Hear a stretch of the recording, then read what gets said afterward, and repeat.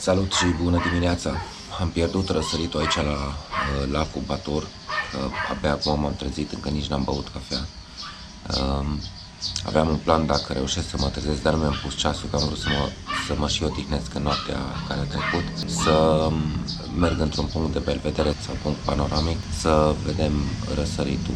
Nu s-a întâmplat astăzi, poate mâine. Va trebui să beau cafea, după care să-mi caut alt loc de cazare, că aici am făcut rezervare pentru o noapte, nu mai erau locuri pentru noaptea care urmează. Îmi schimb locul de cazare, după care o să ne plimbăm în jurul lacului, dar să-mi revin să am o voce umană cât de cât. Și încă ceva, azi noapte au fost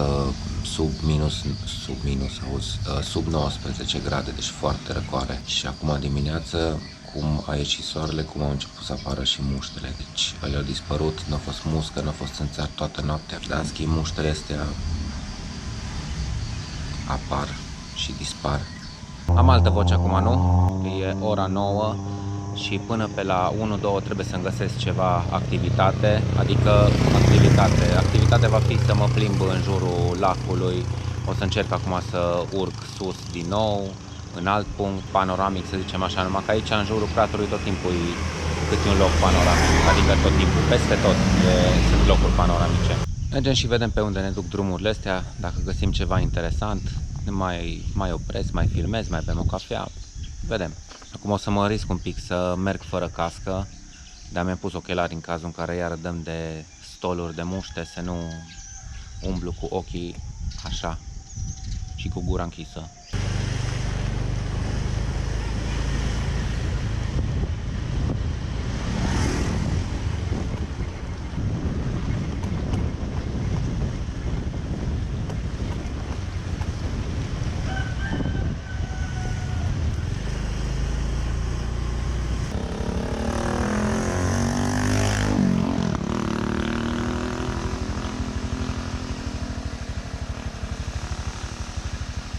Tidak naik jeep.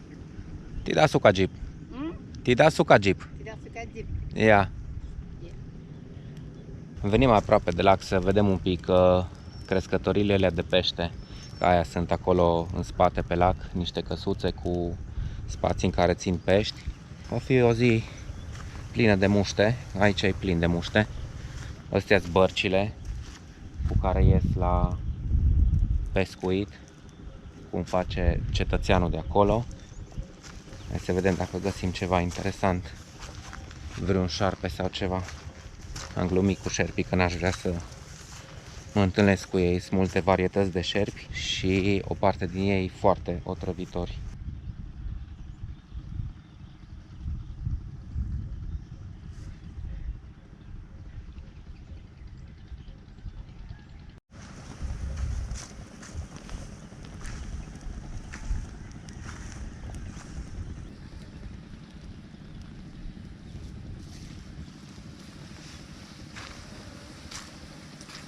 Ce am observat aici în interiorul craterului, pe lângă lacul Batur, e că lumea irigă terenul, deci aici chiar nu plouă foarte mult, deci și pământul sau nisipul, că e un fel de praf, nisip, pământ prăfuit, nisipos, în fine, e foarte uscat și se lipește pe tine, deci eu am picioarele acum scurate că m-am spălat aseară, dar mi erau aproape negre ieri.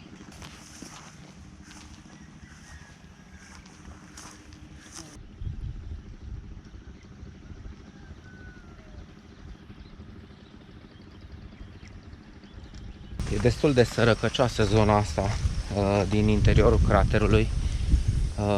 E foarte rurală, bazată pe agricultură, dar se vede și după construcții și după tot că nu se învârt foarte mulți bani aici. Acum suntem la coada lacului, unde eram de fapt și mai devreme pe malul lacului. Am văzut un indicator cu un templu, să vedem și templul ăsta dacă ni se permite.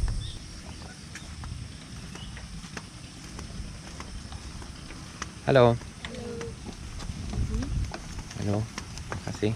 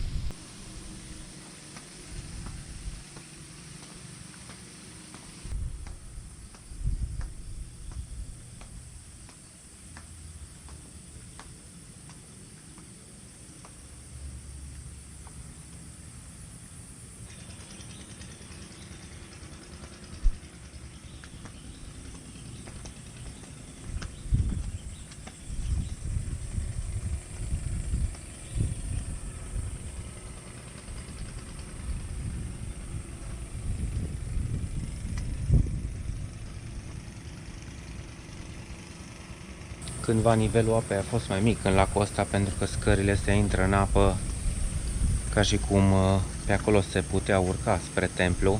Și acolo în depărtare, nu știu dacă se vede, o să încerc să găsesc un unghi să vă arăt câteva imagini. E un complex de statui aurite destul de drăguțe, dar nu se pot vedea, cred, decât prin apă sau cu barca. Mai este un drum care ajunge sus, care se transformă în ceva cărare, dar nu văd nimic pietonal și pe nimeni acolo ca să zic că da, putem încerca să ajungem. Și e doar o statuie într-un final. Drăguț și relativ liniște aici. Nu mă amintesc exact decât cu cele două persoane de la început. Încep să se acumuleze norii din câte văd în jurul craterului. Nu știu dacă o să plouă, dar vom vedea. În mijloc s-ar putea să nu plouă deloc, dar pe margini, dacă urcăm, s-ar putea să mai prindem și câte o rafală de ploaie.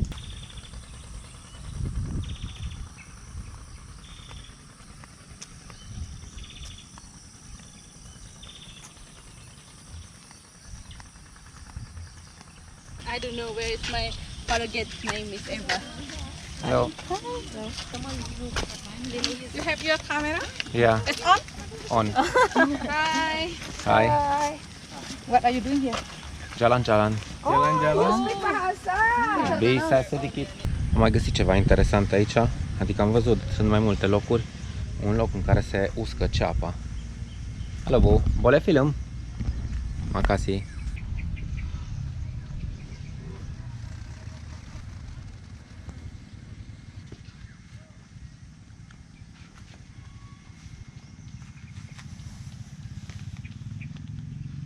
Ini kapan ambil dari tanah?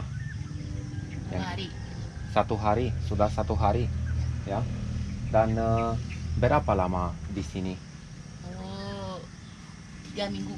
3 minggu. Tidak, orang Indonesia tidak makan saja yang muda, Ya. makan juga seperti ini, ya. Kering. Kering. Kring. Zicea că îți spulese de o zi și stau la uscat 3 săptămâni. Ia, makasih.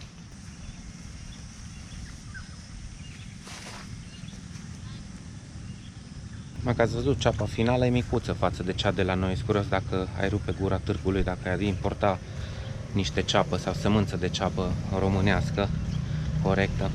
Makasih Bu, sampai jumpa.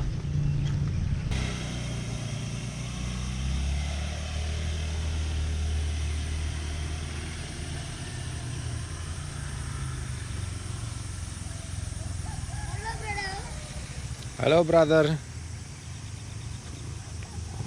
Am început să urc pe un drum din ăsta abrupt de aici, de la coada lacului, și am ajuns din nou în pădure de eucalipt, cred, pin și alți copaci, în fine, dar panorama iarăși e incredibilă. Aici nu te plictisești de puncte noi panoramice. Ăla ar fi un pin din zona asta și ăia de acolo cred că sunt eucalipți, sau cel puțin seamănă. Mă uit de multe ori la altarele astea mici, cum e ăsta din spatele meu, ce pun oamenii în ele, că în zona de Pasarului erau bomboane, țigări și așa mai departe. Aici văd că e ceapă, sateuri, deci tot felul de ofrande, fiecare cu ce are, aia aduce ca și ofrandă zeităților.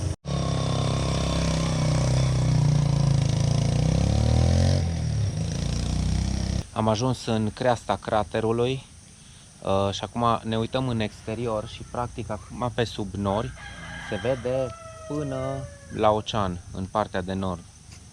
Incredibil ce panoramă. Am zis că mă opresc, că nu știu cum o să fie vremea mai târziu, să vă arăt un cadru de aici. Eu o să încerc să caut locuri panoramice, dar nu știu dacă o să mai găsesc. Shh, numai un pic. Ai răbdare. Ai răbdare. Nu mă înțeleg cu câinii de aici.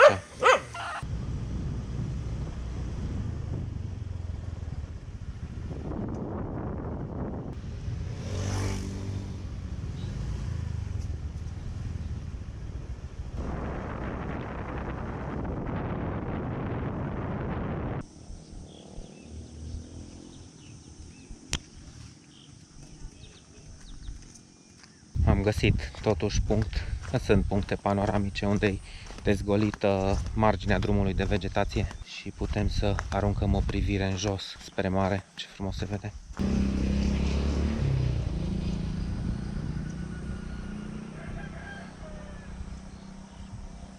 Așa, ca să ne orientăm un pic în spațiu, practic de aici vedem o parte din coasta nord-estică a insulei Bali. Mergând în jos, încolo pe coastă, dacă am merge pe marginea mării, am ajunge în Amed și la Tulamben. Probabil că de acolo ați văzut deja filme de la scufundări și snorkeling. Dacă nu, o să pun un link în colțul dreapta sus, să puteți să vă uitați.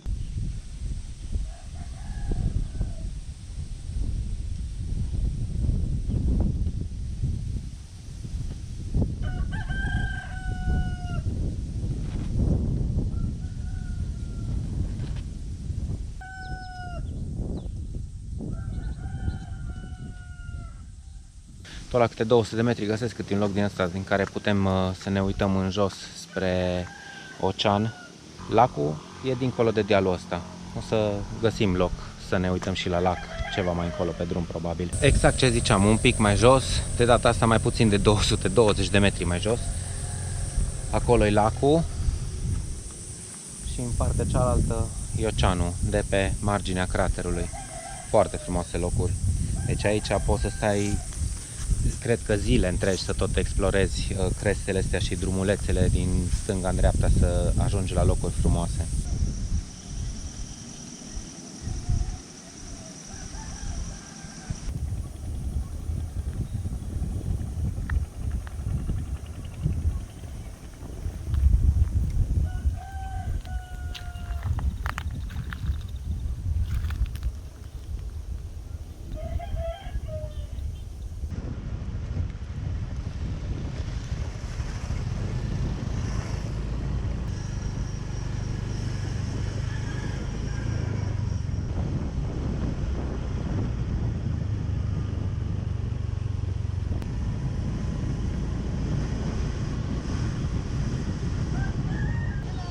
Hello.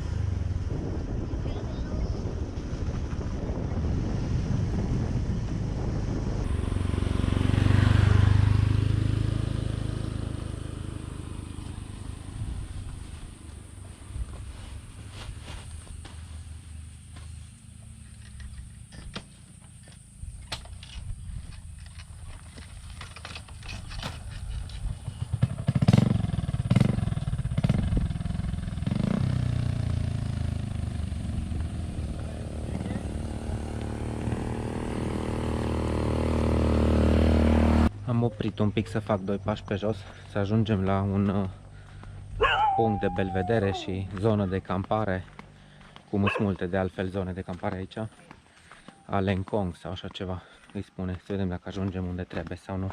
Hello. Untuk ke Alengkong ke sini? Yeah. E ok.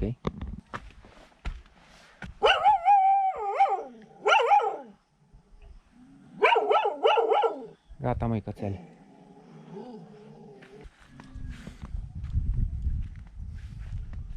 Hai, spunea double view și am crezut că se vede și lacul. A, dar se vede și lacul.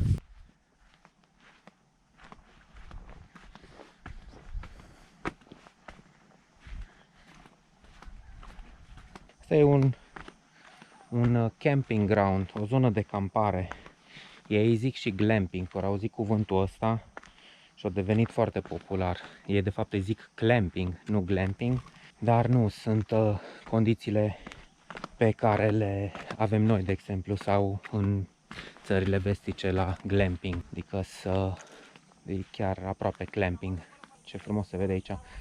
Deci acolo văd niște copaci și cred că lacul se află după copacii aia. Din cauza norilor, acum nu putem vedea foarte departe.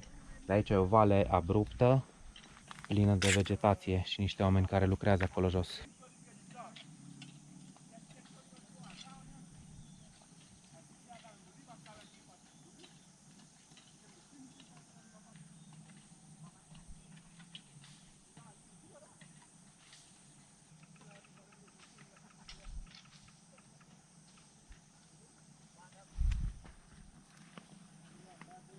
Încă rămân surprins de câtă liniște îi. O să fumez o țigară. Poate o să avem noroc să mai limpezească puțin cerul, să vedem și mai bine lacul. Cu ochii liberi eu îl văd destul de bine, dar aș vrea să se vadă și pe cameră.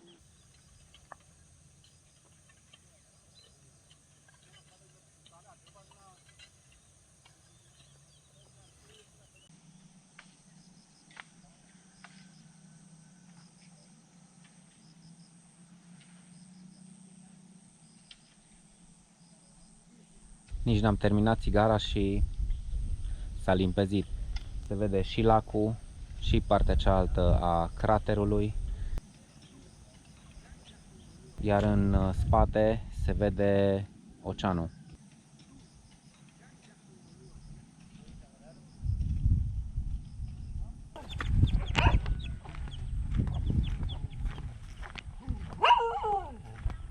Frumoasă locație și în afară de cățelul ăsta, liniște aproape totală. Am întrebat de curiozitate cât costă să stai o noapte acolo la cortul ăla pe fundație de beton. 250.000, două persoane, 200.000 o persoană. Mult puțin, decideți voi. Am întors înapoi lângă lac, după locurile frumoase și acum o să vă arăt un alt fel de pescuit, pescuit cu aer comprimat.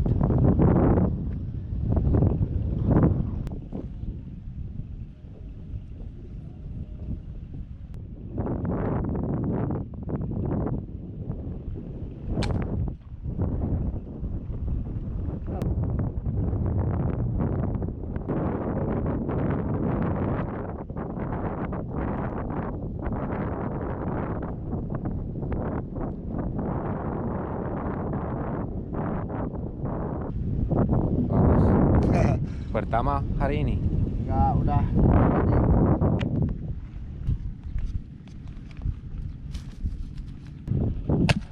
Ah, pas. Ori tras după unul de vreo 30 de centimetri, dar peste nu l-a prins niciunul.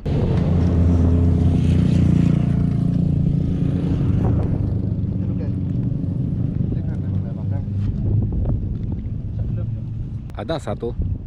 Ada satu. Satu. Ya. Yang tadi kelihatan di sana itu. Ya, yang besar. Ya. Wow. Deci nu era blocat firul mai înainte, am crezut că era prins în ceva firul, trecuse printr-un pește și după aia era blocat. Incredibil. Dia pakai hitam warna dia. Semua. Yang gini ikan apa? Ikan gabus. Gabus. Ya. Kalau di Jawa ikan gabus namanya. Seperti atau beda? Cuma beda nggak ada kumisnya aja. Kalau lele kan ada kumisnya. Kumisnya. Kalau ini nggak ada kumisnya.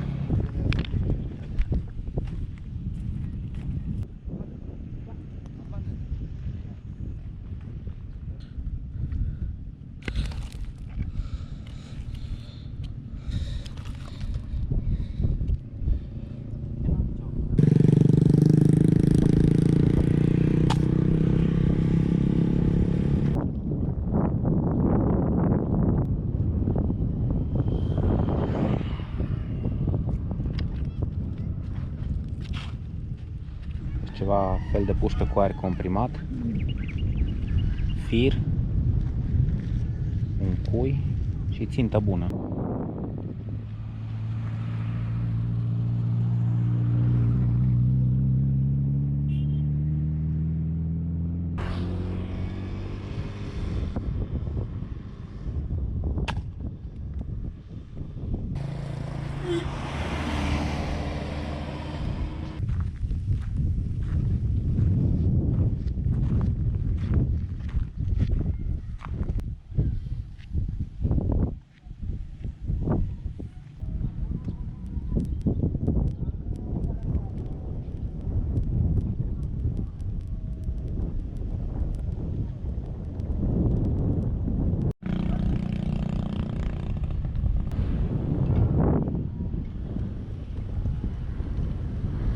M-am oprit pe drum la un varung că începe ploaia. Se pare că am adus ploaia în crater.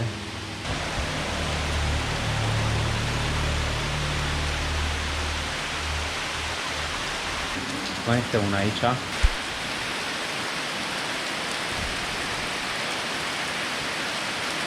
Asta a doua e mai curioasă, mai prietenoasă. S-ar putea să mănânc ceva cru. Și oprindu-mă aici mi-am dat seama că exact în locul ăsta m-am oprit și acum 9 ani când m-am plimbat un pic în jurul lacului, numai că atunci n-am văzut la fel de multe ca și tura asta. Recunosc mesele și scaunele de aici.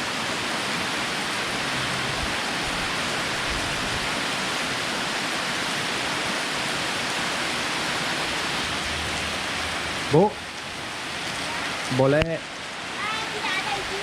Tidak ada. S-ar putea să nu beau și să nu mănânc nimic, că o zis că fata de acolo că nu-i doamna de aici, deci ea nu poate să-mi facă o cafea. Îmi fac eu singur. Totuși o cafea se poate, că m-am întrebat, chiar nu se poate o cafea? Dar se poate. Orice se poate aici. Am întrebat de ananas, să-mi iau un ananas, să o rog să mi-l curățe. Și am întrebat și de banane și a zis că bananele deja stricate, nu-s bune. Am zis atunci, ok, pot să-mi iau una de acolo.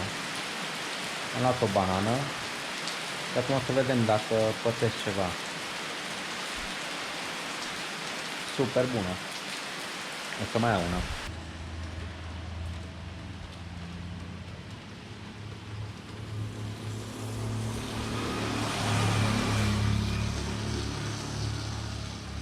S-a terminat și ploaia, o să beau cafeaua liniștit, o să mănânc un ananas, după care mergem mai departe. Cred că o să ajungem la fix la cazare, că la cazarea de astăzi trebuie să ajung după ora 2, atunci ai check-in foarte ușor.